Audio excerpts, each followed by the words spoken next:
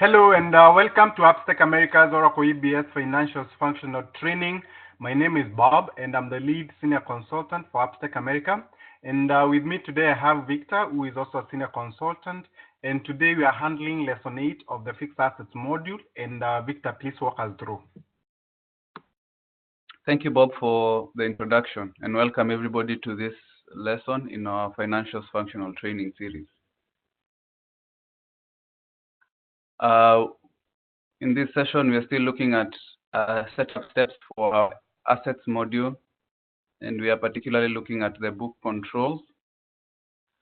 We are going to pick up where we left off in our previous session, and I'm going to do a quick overview of what we discussed in our previous session, just because I thought it was a bit complicated, and I would like us to have a clearer picture of what we were talking about yesterday. So we are going to do a quick overview before we proceed so that we can have a clearer understanding as we move on forward. But just so that we can trace our steps, let's see what our setup plan looks like.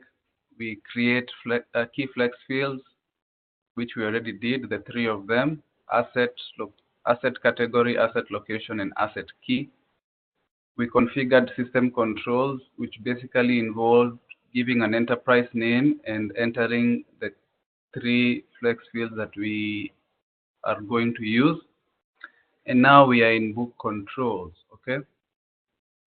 And we said that in order to configure book controls, there are a couple of things that we have to set up. And these are some of them, okay? Now, actually, I wanted to make it clear that these are not the only things that we are dealing with when it comes to book controls. I believe this is the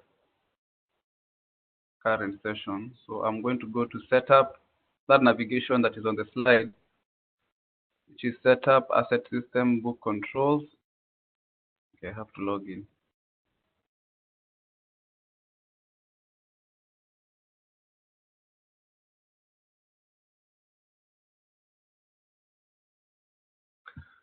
So I showed you this window in our previous session, and we talked about these fields that we need to fill in, okay? But you can see that there are other tabs here that also have choices that we can select, okay? Including this third one that contains the place we enter natural accounts. We are going to talk about those accounts. And it says that we need to choose a ledger before navigating to that block, right? Because the accounts we need to enter in under this tab, but those accounts can only be selected if we enter a ledger here. And just so we are clear, this is where you create your book, okay? Your corporate book, the book where you add your assets, all right? And you can see that up here you have the option to create a corporate tax or budget book. So this is where you create your book and you enter this information here that will control how your book behaves. Okay, that's why they're called the book controls.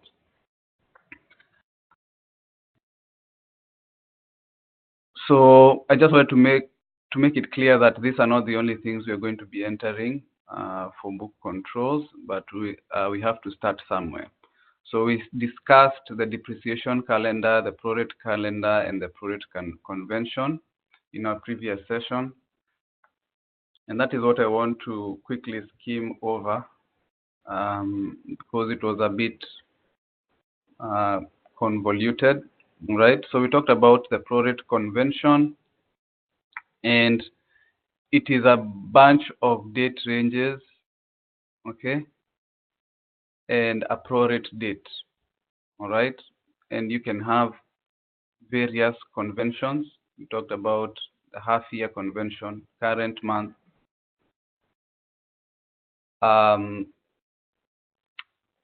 We talked about mid-month, okay? There's also following month. There are various kinds of conventions, okay? Now, the prorate convention, its main function, is to give you a prorate date, okay? And that prorate date is based on the date placed in service of your asset. So depending on where that date placed in service falls, you will get a prorate date. For example, if the date placed in service is 2nd January, your prorate date will be 31st January 2018. If the date placed in service is 29th January, your date placed in service will also be 31st January. Your prorate date will also be 31st January, okay? Prorate calendar, on the other hand, contains what? Periods and the date ranges of those periods, okay? What is the purpose of the prorate calendar? The prorate calendar is where we get the prorate period based on the prorate date, okay? So these two in combination are used to determine how much depreciation will be taken off the asset's life in its first year, okay? So first step is to enter the date placed in service based on the convention that gives you the prorate date. Once you have the prorate date, the system checks which prorate period that date belongs to from the prorate calendar, okay? Once it gets that period, then it will calculate depreciation starting that period up to the end of the financial year, okay? And this is just me trying to show you that the prorate calendar can look different based on the convention. So it is basically a combination of your prorate convention and the prorate calendar that will tell you how much depreciation we're taking off in the first year, or when we are starting depreciation in that first year, okay? And this is how I would, hopefully, I hope this will make it easier to understand the purpose of each of these features, okay?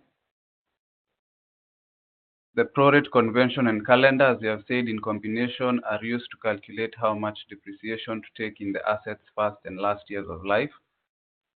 So for the prorate convention, the input is the date placed in service. Based on the prorate convention, you obtain a prorate date. You have the prorate date, you input it, and the operator, we can say, is the prorate calendar. And by checking the prorate calendar, the system will know which period this prorate date belongs to, okay? And it will start calculating the depreciation from the beginning of that period, okay? So if your prorate calendar looks like this, and let's say, for example, the prorate date you get,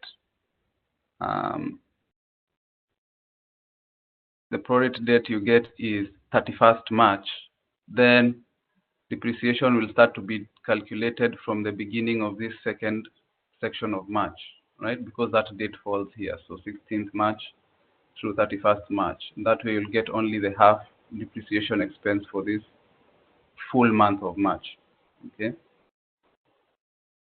If your prorate convention gives you a prorate date that is,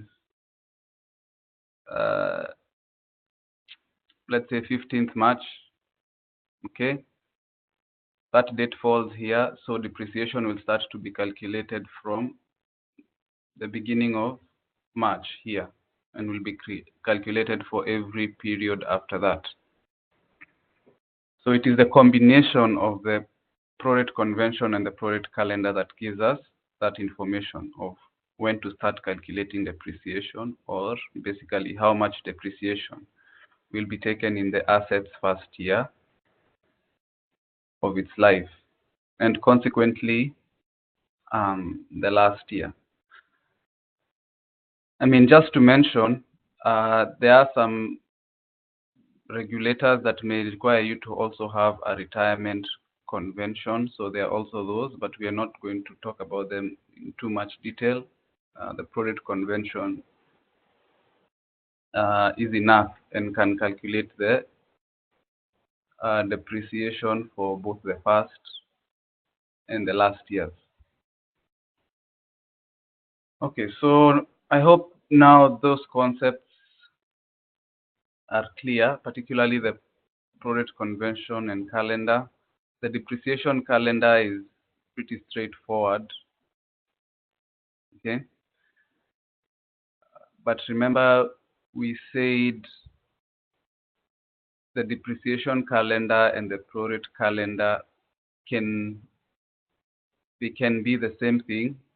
They can look like the same thing unless you have special, like partial depreciation expense calculations, such as this one, which gives you half a month of depreciation expense. Then you have to create this special calendar. But in normal cases, you can use your depreciation calendar as your prorate calendar, because anyway, the depreciation calendar also just contains period names and the date ranges. Okay. And we're also going to see this much more clearly when we start doing the setup in the system. So now we are going to go ahead and start creating some of these features, and we're going to start with the depreciation calendar. This is the navigation, setup, asset system, calendars. Okay. So I'm going to take you to that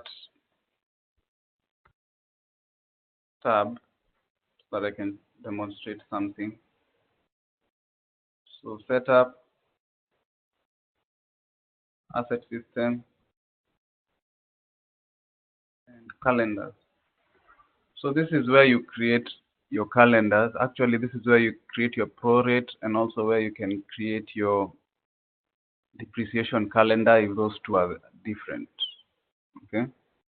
If you plan to use the same, you just create one of them and attach it to both fields and in the book controls window. So what I wanted to show you is that in order to have a calendar here, you have to have the fiscal year name. So you have to have created your fiscal year. So we cannot create any calendar without having a fiscal year. We should know what a fiscal year is, or a financial year. It can run like the calendar year from January to December, beginning of January to end of December, or you can have a fiscal year which does not end in December. Basically, the end period is any other period apart from December. So it can run, for example, from June or to May, right? June of one year to May of the other year. So we need to define what our fiscal year or our financial year looks like before we can go and define our calendars. The navigation is this setup asset system fiscal years. So it's right here.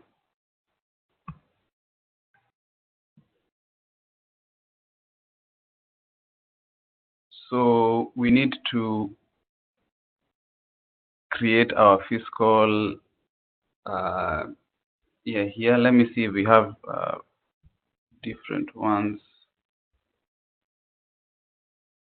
So you can see the different ones that are here. So for example, this one goes from January 93 to 31st December 93, right? That's the first year. So this is what we are going to be doing. Basically adding the years in our calendar, okay? So you can see this one follows the calendar year. Well, this one here is a fiscal one, right? So it goes from July of one year to June of the next. Okay. So we need to create our own.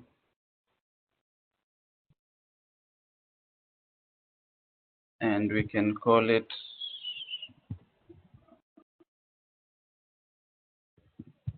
Maskani fiscal year.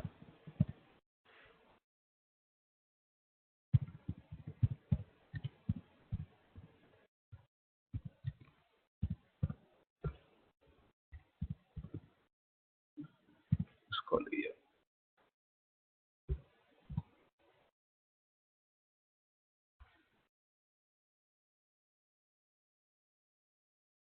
Now, one thing to note is that we need to create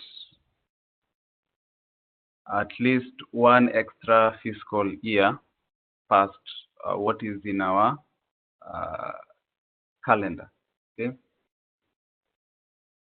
So I'm going to start mine from January 2017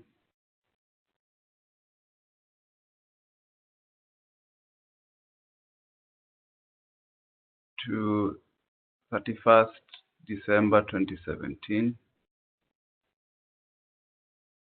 and the fiscal year here will be 2017.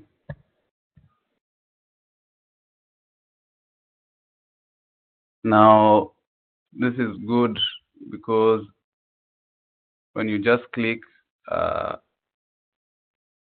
in the button, in the field below, it auto-populates. I wish more fields were like this. Don't pay too much attention to this media start date, but you can see it is where the middle of the financial or the fiscal year begins. Okay. So you can create as many as you have time for. Those are going to be enough for us. And let's save that. Okay. So now, since we have the fiscal year, we can go and create our depreciation calendar. All right. So let's go back to that window. Let's go to calendars. And we can call this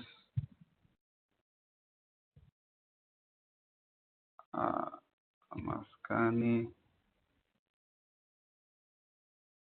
corporate depreciation. We just call it depreciation.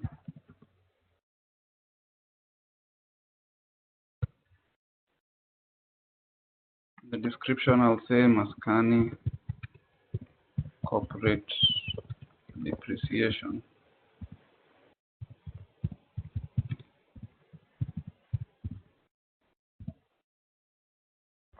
Then here we need to select the name of the fiscal year, right? Which we just created, which is Maskani fiscal year here.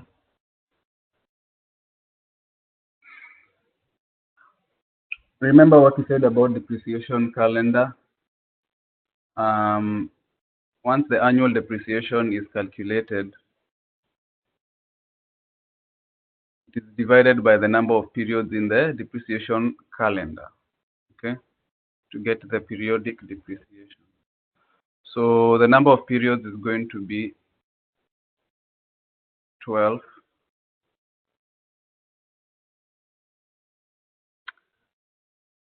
Period suffix that you see up there, suffix is what you insert after insertions after words, right? So the options are fiscal, calendar, or none. what this basically means is that if you enter, for example, January,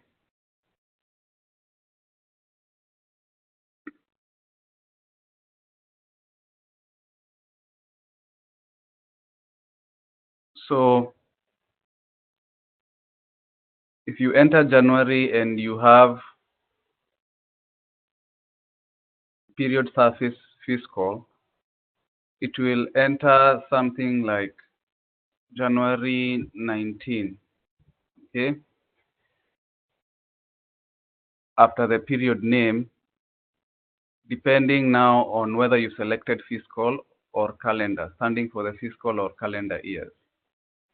So for example, in our case, we have a calendar year, right? So if we select calendar, whatever will be suffixed there will be the calendar year to which that month belongs, okay? But if we had fiscal, then whatever will be added there will be for whichever fiscal year that particular period belongs to. So the other thing we should note about this depreciation calendar is that the first period for this calendar should be the one with the one with the earliest date placed in service. Okay. So for the assets that you're going to add to your books, you should look at the one that has the earliest date placed in service, and you should have that as your earliest period. Okay. So for mine, I'm going to start from January. Let me just start from January 2018.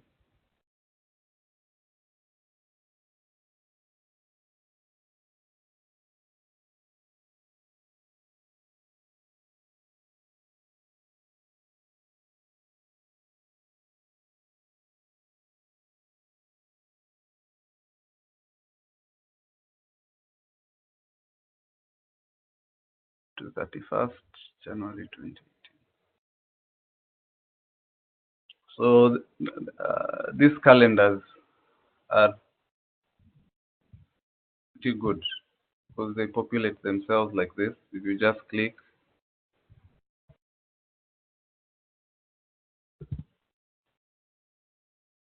so all I have to do is enter the name of the period. Not too much data entry going on here. June,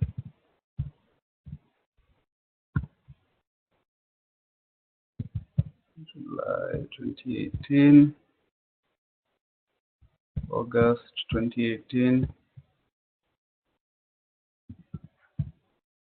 September 2018, October.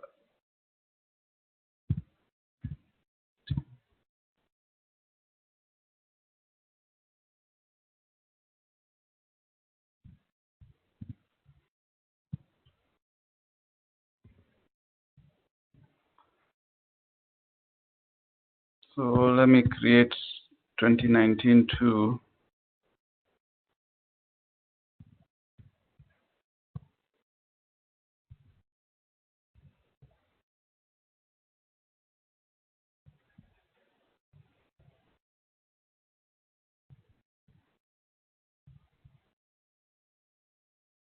June.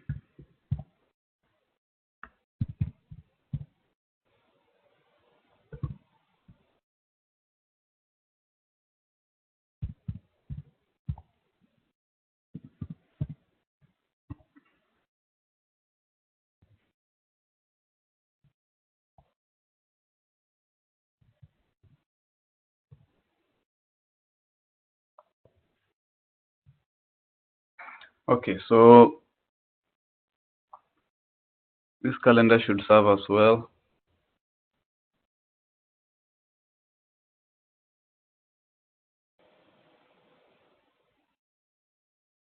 Okay. So now we have a depreciation calendar. If you want to add periods to this, you can just come to it and add them, okay?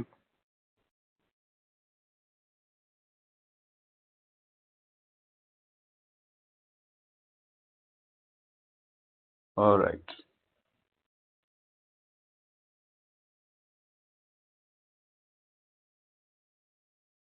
Now, creating a prorate calendar. I put this in here because I mean, for formality purposes. Like we have seen, there are cases when your depreciation calendar does not suffice as your prorate calendar. If you have complex, let's say, depreciation calculations for the asset's first year in life. So there are times when you'll have to create your own prorate calendar, a separate prorate calendar, I mean. The navigation is the same as where we went for the depreciation calendar. You'll just have to define your periods differently if they are different for your prorate calendar. We can go ahead and use our depreciation calendar as a prorate calendar for our implementation. So that's fine, but I just wanted to tell you that if you have to create a separate prorate calendar, the navigation is the same. You go and enter the name of the calendar, enter the fiscal year name, and enter the period and the date ranges. So now we are going to create a prorate convention.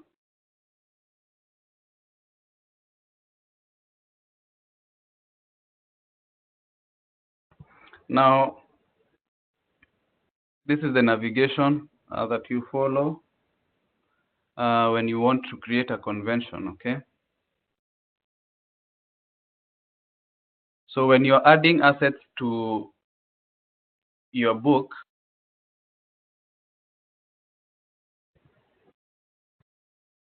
so you'll add them to your asset book, and they'll also belong to a particular category, all right?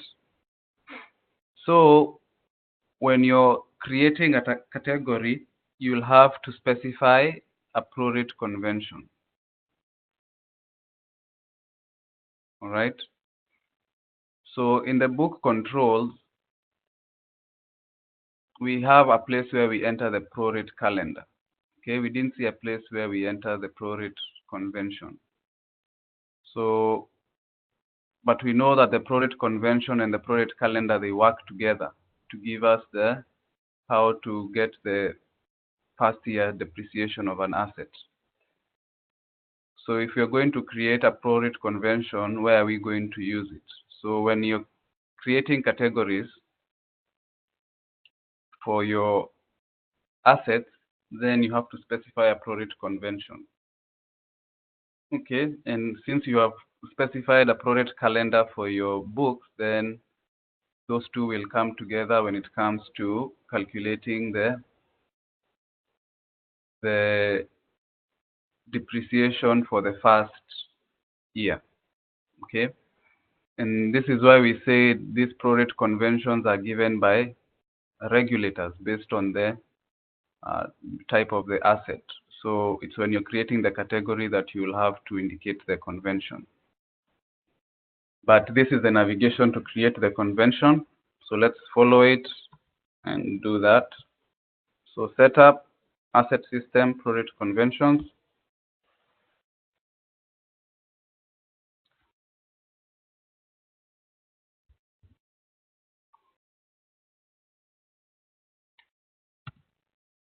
I'm going to call it Maskani.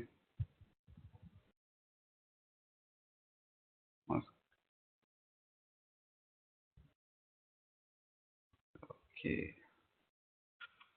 Maskani current month. Let me just call it Maskani.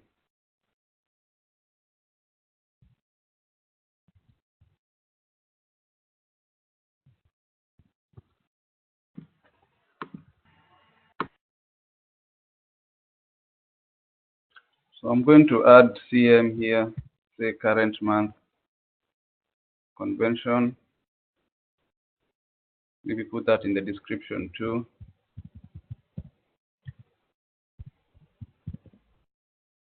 Take out the prorate.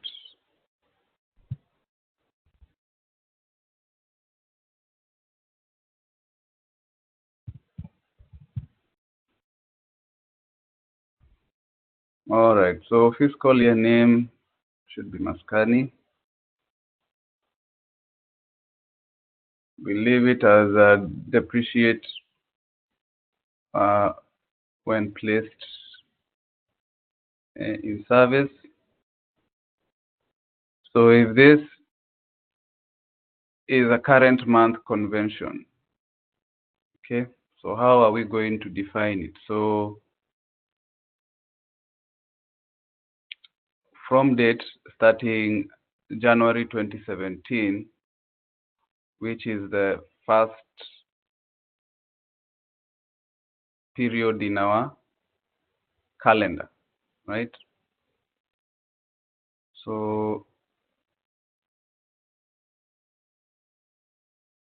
let's have the prorate date as the last date of the period.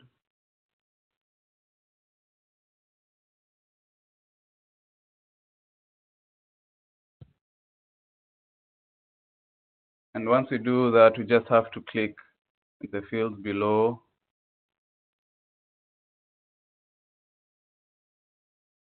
and they will auto-populate. So let me go maybe all the way to the end of 2020.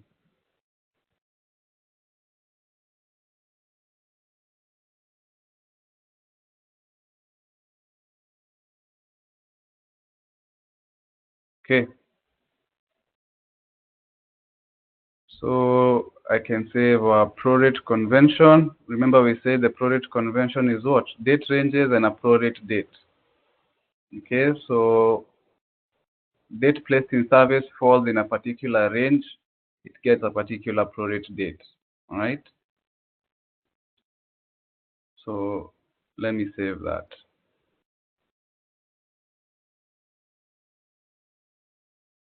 So that's good.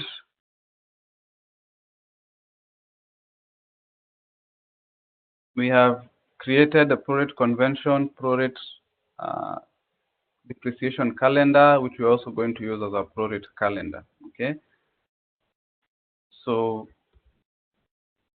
we could say we are basically set to fill out this first tab for our book controls. Okay. But we still have to specify a ledger. Let's specify a ledger here so that we can see some of the accounts that we need to enter. So these are some of the accounts that we need to enter for retirement. And we have another class of accounts here. So I'm not going to fill out this window just yet, so that we can come in our next session and now discuss these accounts and what they are for before we can go ahead and fill out everything and have our first corporate book. So Bob, unless you have something to add, we can stop there. Right, thank you, Victor. Thank you.